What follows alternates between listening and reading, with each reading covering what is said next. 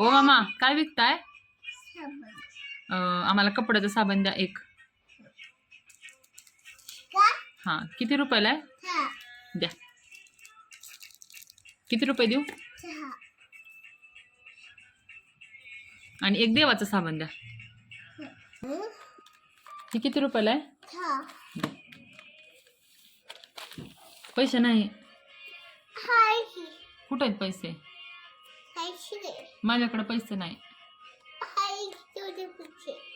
ते द्या मग आमचे पैसे वापस. पैसे द्या.